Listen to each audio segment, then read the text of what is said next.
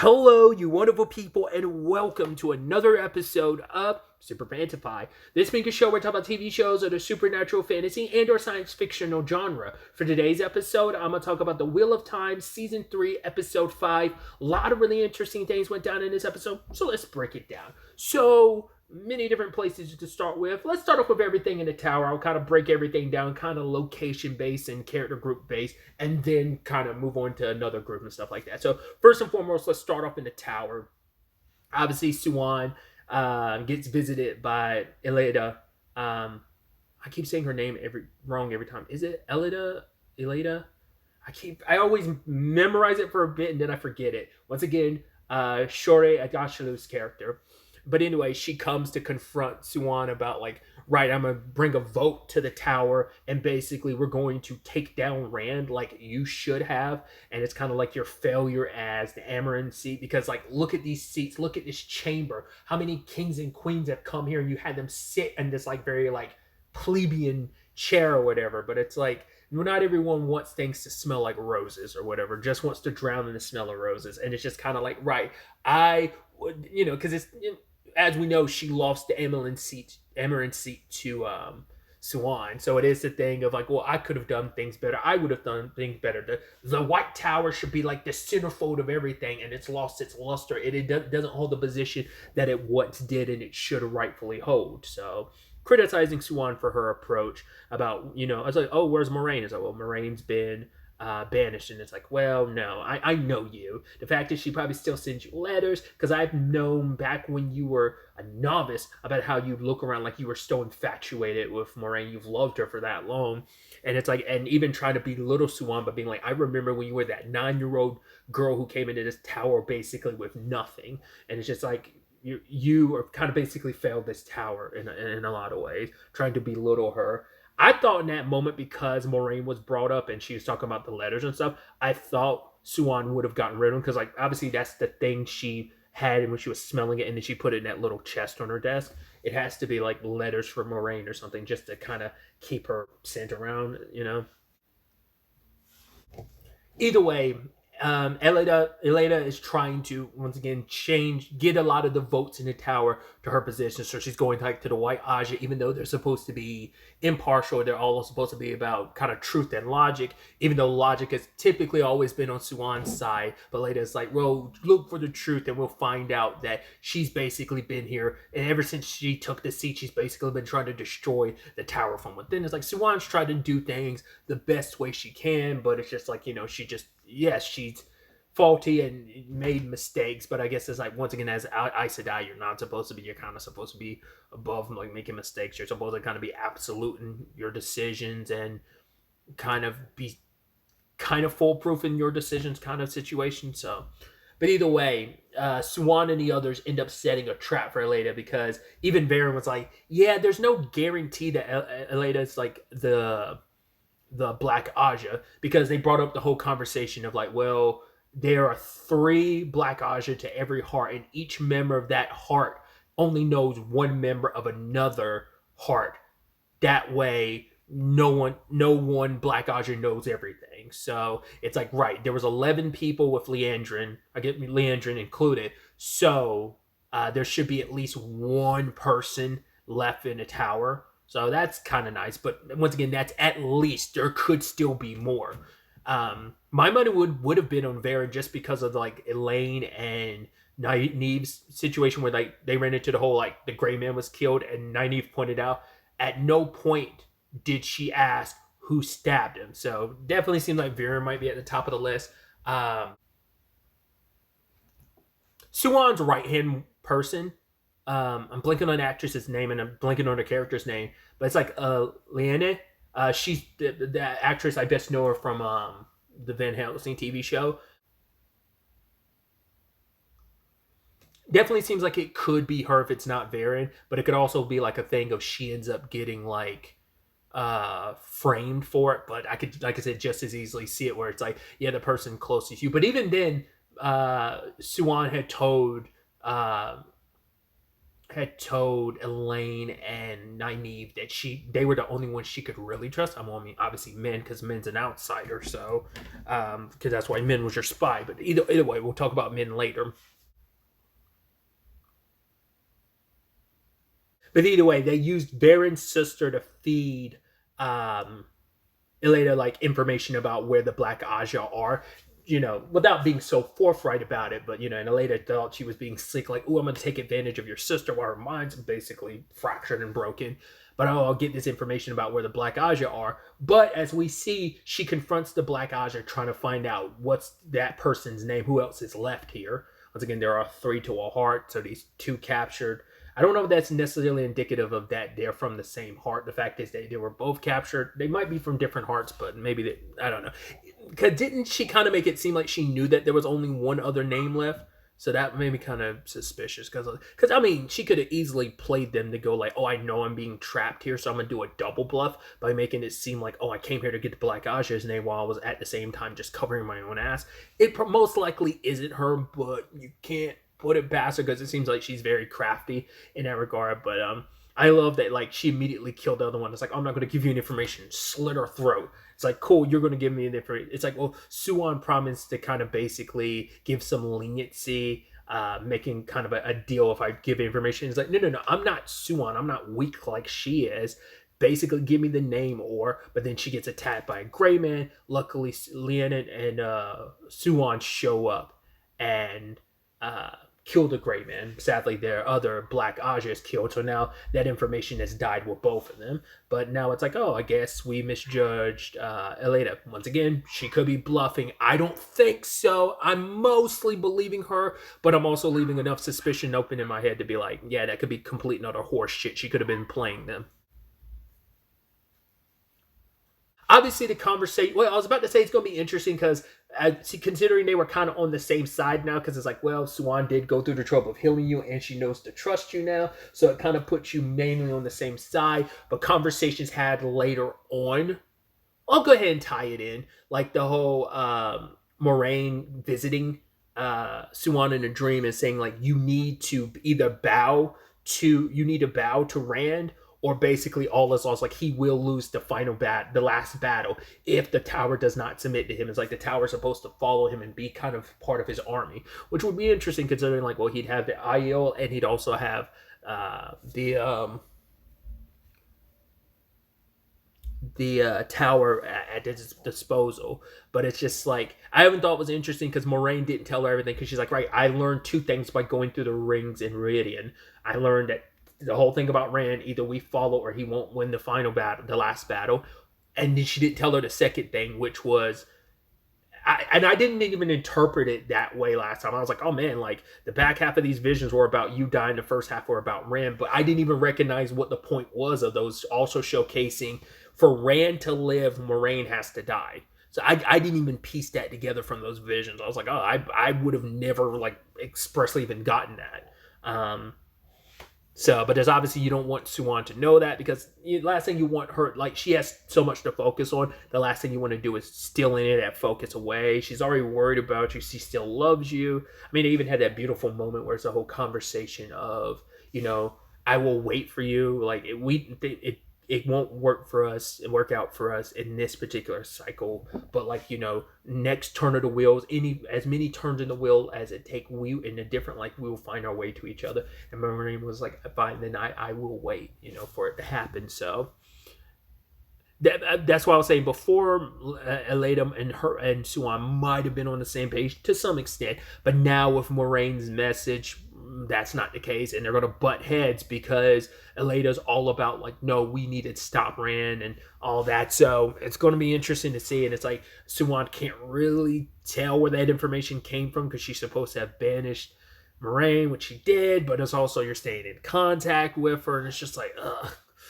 Like, how do you persuade the entire tower, who does have the belief of, regardless of him being the dragon, because the dragon has done good in the past, but the dragon is also dangerous, and any man who can channel will destroy and go mad. So, contending with that, and it's like, that's going to be an uphill battle for Suan to try and change the entire tower's opinion, especially when you have Aleida already kind of stacking the cards against Suan in a lot of ways. And once again, you also have a Black Aja hidden amongst them, which I'm sure doesn't help Suan's credibility as the Amelin seed and like whether she really truly deserves to be in her position. I mean, even she thinks Moraine would have done a better job, but Moraine's like, I would have fought with a lot of people. Like, I don't get along with people, so I never would have gotten a seat in the first place. So it was kind of yours to take it.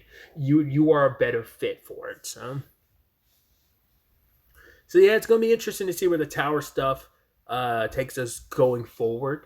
Let's shift over to Nynaeve, Elaine, and Matt. Nynaeve is puking up her guts, and Elaine is just trying to be as well versed on the town that they're going to. Matt's kind of had it up to both of them, and they had thought like, oh, I thought something was up the moment Elaine was like, wow, like when she was mentioning their location, she's like, we shouldn't be here. I thought like, oh my God, they're taking you the wrong direction. But she's like, no, we shouldn't be here. Like, I think she said it only had been like, maybe it had been 14 days or something like that. She's like, but we shouldn't have gotten here this quickly. And we find out why. And why the person that was kind of captain of the ship was like, stay below deck. The reason why she didn't want specifically them to know is because it turns out the sea folk can channel, but the belief is like, oh, if the sea folk can't really touch the true power too much, their connection to it is so weak, so they don't have a lot of strength. But it's like, no, like this woman was like summoning the winds and using them to make the boat go faster. So it's like they have a lot more control and power,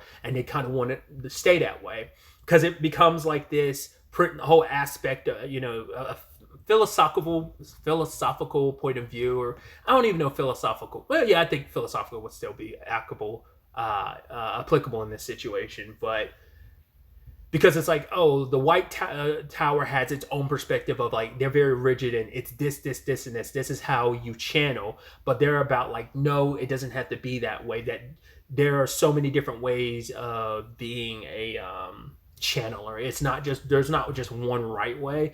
Because and I think this is going to help Nynaeve in the long run, because she's been so busy trying to learn the White Tower way, but this way might fit her better. And I think she's always had come in conflict with that side of things of channeling, because the woman was like, oh, you can channel, can't you? She's like, yeah, I can, but I can't always do it. And it's like, oh yeah, because you're so busy trying to control it. Like the White Tower and them have got you believing that, the only way to channel is to take control. But it's like, no, like channeling is like the sea. It isn't something that's controlled. You just kind of have to basically go with the flow of it, It's kind of like you either go with the flow of it, or you probably get like swept up in the tide of it all. But it is a thing of, because and before she even said anything, I was like, well, Nynaeve is a bit of a control freak. And then she brought it up where it's like, you are the one that's so busy trying to keep your feet so firm. You're the one that's throwing up on the boat. Whereas Elaine, who so desires to be swept away from the path that's on hers, so she doesn't have to have her life. She doesn't want so many people in this series. It's a large chunk of people in this series fighting their destinies.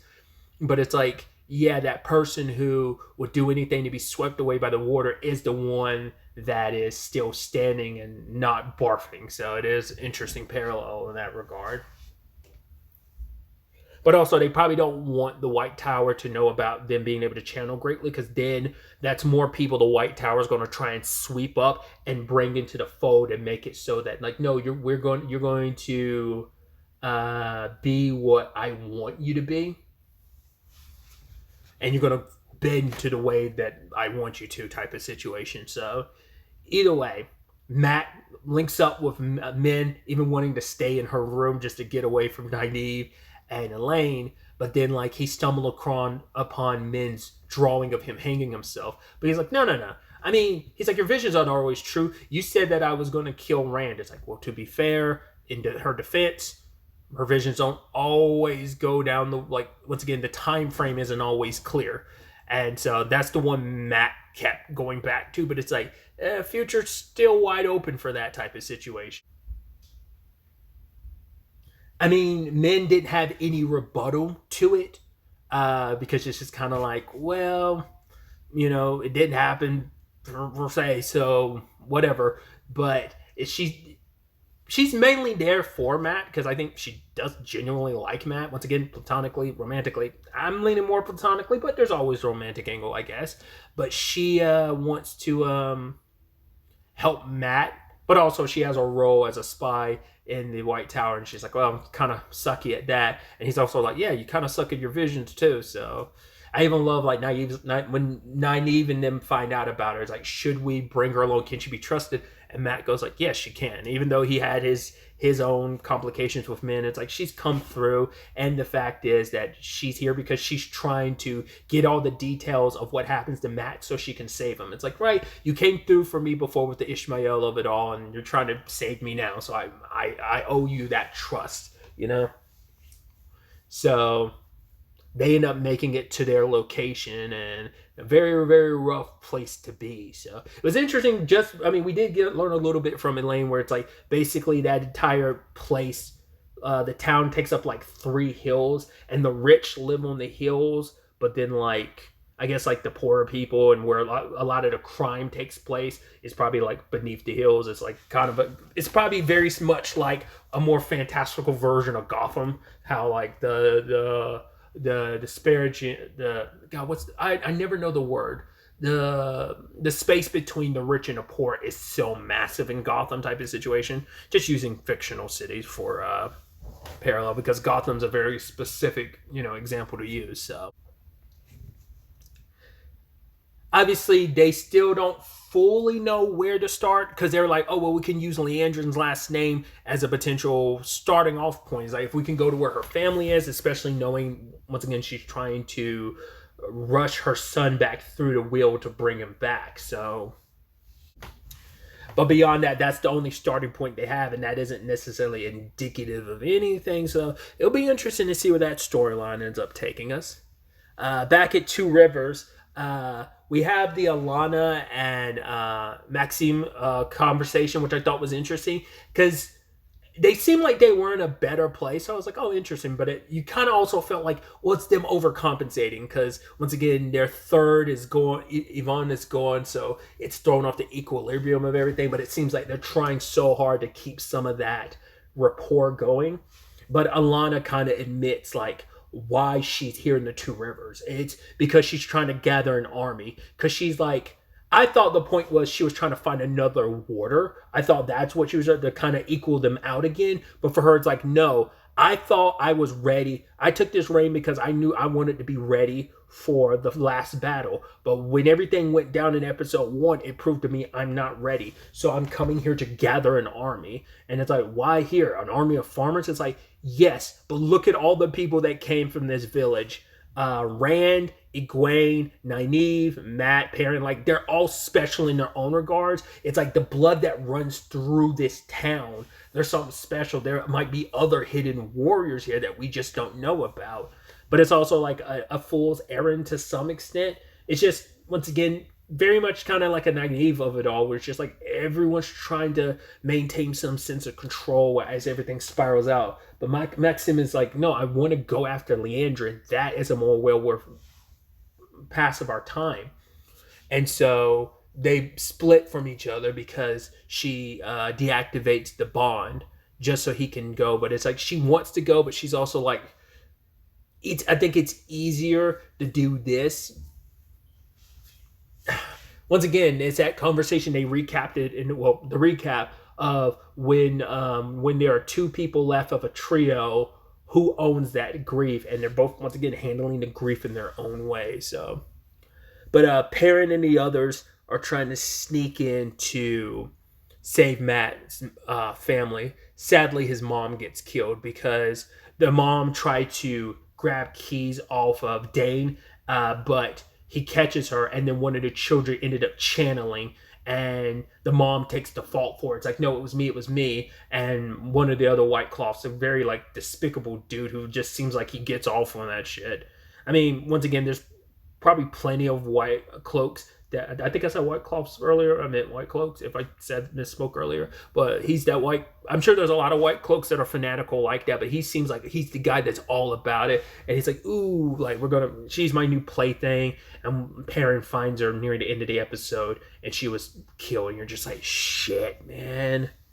That's gonna suck. Especially later on because Matt has a dream with his siblings and his mom. You're just like, oh, that sucks to get that scene like pretty soon after we know his mom is dead. And you know it's going to hit Perrin because it's like, man, they died because of me. These white cloaks are here because of me. Dane in particular is here because of me. And then if it wasn't for me, like, you know, Matt's siblings wouldn't be allowed. Parents like they all they have is each other now. They don't even have their mom. And now Matt's so far away, having no idea what's going on here. So, and she also died not really knowing, like, her son's okay. Like, that's another thing, too. It's just sad all around. And it's just, like, Perrin made a promise to look after, like, Matt's family, too. So it's just, like, he feels like he's letting everyone down, letting Matt down on multiple levels in that regard. But also just the shame of, this happened because of me. And it's just, Perrin already carries a lot of shame too, so he confronts Dane, which Dane's kind of like, oh, I was an honorable man, but if it wasn't for you, you kind of shattered at him. I mean, like, there was good in him, but like losing his dad sent him down this lane and this path. And what's her face? Was it Folly or something like that? He says her name in the episode. I forgot, because it basically means like Falcon. And she threw a knife at him. I don't know if he's dead. He got wounded a little bit, and she threw a knife and hit him. But I don't know. I don't think he's dead. He's probably still around. At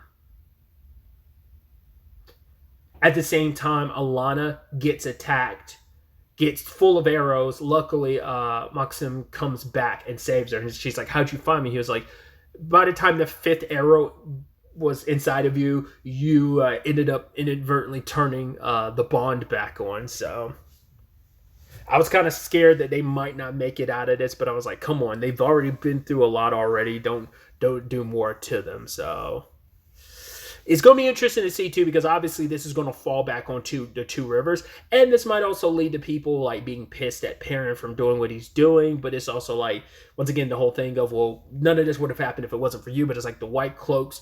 Once again, you either deal with the Trollocs or you deal with the White Cloaks. There's bears and tigers. Like, bears or lions. Choose the belly you want to be in. That whole metaphor again. So we'll see where that storyline ends up going. But that's going to be interesting to pick up with. And then finally, I was really surprised that we circled back to Rand and them, considering like that was all one episode last episode. I thought, well, we won't probably deal with that at all this episode, but luckily we do. So the area that they ultimately end up going to, I think the point is like different tribal leaders are supposed to meet up, and like they're supposed to present Rand to them, but not all of them are going to co-sign him being the Karakhan, even with the markings on him, because even Avienda doesn't fully embrace him, because it's still the thing of, he might have those markings, he might have came out of the Ruidian, but it doesn't change the fact that he's not one of us. She refuses to accept him, and it's like, oh, he cannot learn. And I love that, like, Melaine is like, oh, cannot. Interesting. It's like, right, you're supposed to be practicing your role as a wise one. So I think that's probably also supposed to be the thing too, of like speaking in such definitives as, you know, someone who is supposed to be a wise one in that capacity, you know, especially because you're supposed to be kind of like this leader, this guiding hand, and you're kind of not being that towards Rand, even though he is in fact a Karakhan. So it's interesting finding out too, and maybe we already knew this and maybe we didn't, the Aiels have multiple lovers. Very much like what Alana's situation is pretty much commonplace for the Aiels, because they have the perspective of, oh, they're polyamorous, because it's like, do you only believe in, like, most people don't have more than one person typically, but the Aiels believe like that's too much just to put on one person. Which also makes me wonder, like, besides Rand's mom, did his dad have another lover that might still be around? Are we going to find that out? Like, I was about to say, like, not unless we find out. I was like, there's no way we're going to find out that it was like, no, because like the current chief, I was about to say, was it Bear? I think her name is Bear, like the older wise one. I was like, her and the chief are one. And they also have another partner. So I was about to say, like, not unless she ended up being like Rand's dad's other one, but maybe he had a different partner that died, or maybe they're not significant, like Rand's mom obviously was. But I just curious if he had like a pseudo other mom, because like, do we even know what happened to his dad? Not unless his dad's still alive. I don't know.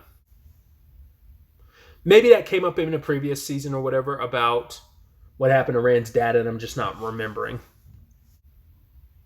I thought it was interesting too. Moraine obviously was sitting around with everyone when they're eating, because Avienda's kind of teaching, but not really, teaching Rand about IO customs more so than anything. It's just kind of like lambasting him for his not knowing things of like, oh, you're supposed to eat with your right hand type of thing.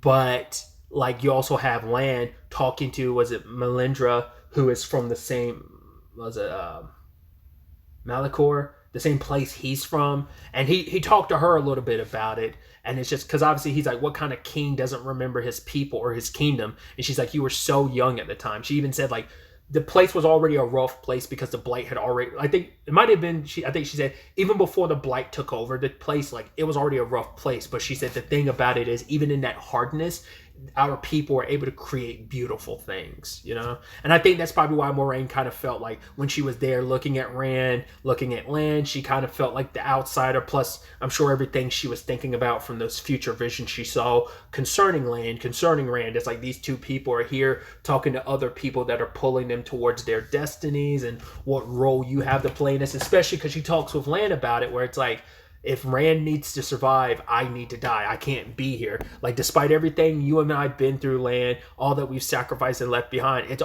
all for naught, because I'm not meant to be there in the final battle. To be fair, it's like, yeah, you saw quite a few futures, but did you see every future? No. Once again, the dangers of knowing the future, of just like, you try to make moves to counteract things, and she did what she did with Siuan, but it's like, that might tip things against Siuan. Would Siuan have been better off not knowing that stuff? Who knows? Once again, you just don't know how the dominoes are going to affect you, knowing possible futures about how it could all go down. We also had Egwene being trained a little bit more on dream walking, entering what is kind of the dream world, which is interesting because that world is different from other like people dreaming. Like, this is a very specific dream world that sometimes regular people slip into, but, you know, it's only for seconds at a time. Like, no one's ever, like, unless you're a dream walker proper, you can't just, like, come to this place. It's basically, the place is the title of the episode, and I'm not going to try, even attempt to pronounce it because I'm going to butcher it because I can't remember it off the top of my head. But it was a little Inception-y too, because it's like, basically they have a candle and they have like a thing inside the candle, and as the candle melts, eventually that thing drops and wakes you up. It's almost like, I haven't seen Inception in such a long time. They're called totems, right? The things that are supposed to kind of be your special item that kind of help wake you from the dream world. It kind of makes me think of that. But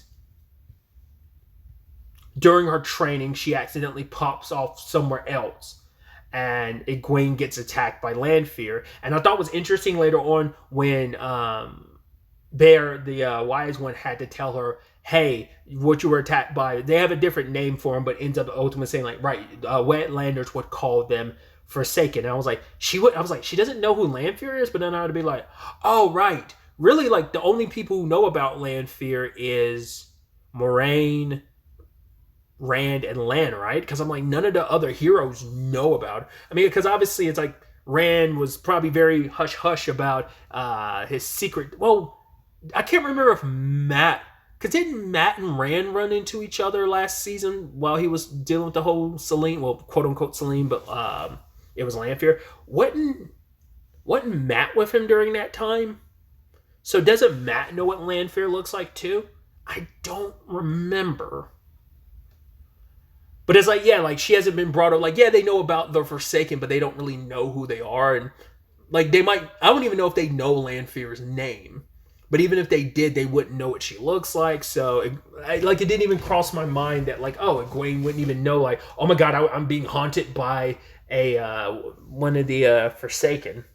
I thought it was interesting too because she didn't talk to anyone about it. Like she didn't talk to Rand about it, but it's like, why would she? Because she doesn't know that Rand has a connection to said person. If she was like, yeah, I'm being chased by this woman in my dreams, I found out she's a Forsaken. But it's also like, I think her, like, they're both down their own paths. It's like Rand's kind of going down his path, she's going down hers, and it's like, I think the uneasiness of where they stand with everything. I think Egwene wants to handle things on her own and not worry Rand even more because like they're already in a weird spot. Anytime there's like intimacy, she was like interrupted by like nightmares and trauma of Rhiannon. But it's also like, well, we now know that was Lanfear just fucking with you just so she could get her claws even deeper into Rand herself. So, which speaking of, Rand does talk to Lanfear about, you know, what he saw last episode, and he's like, right, you are the same person. I'm not trying to make you into any, I don't want you to be anyone that you're not. Like, you're still that same person of the person who wanted power to exist for everyone, to make lives better for people, you know? So I know you're still that person. And she's like, oh, like, Rand, I see the good in you that wants to save the world, but I also see the dark in you that recognizes the world needs to be broken. So, and the moment that's all happening, I'm like, well, this is happening in a dream, and who's a new Dreamwalker? Egwene. And I was like, well, I was kind of halfway expecting when that scene first started, I expected her to be there, but then we cut to her later on after she helped Moraine with the whole Swan situation. She ends up going, and at first when she first showed up in Nynaeve's dream, I'm like, oh, she's gonna find Rand there, but it's like, nope, she saw Nynaeve. I'm like, okay, cool. So we're going to work through everyone's dreams and then make our way to Rand. And of course, that's where we end it all. But she saw Nynaeve and her daughter, Perrin and his new friend. She's in his dream. So I was like, oh, got dreams of that being a thing. Obviously, Matt being reunited with his family and kind of being in a better off position. Once again, sad and depressing considering his mom's dead. You had Elaine dreaming about her being out on the sea, channeling the winds of the boat with Aviendha by her side.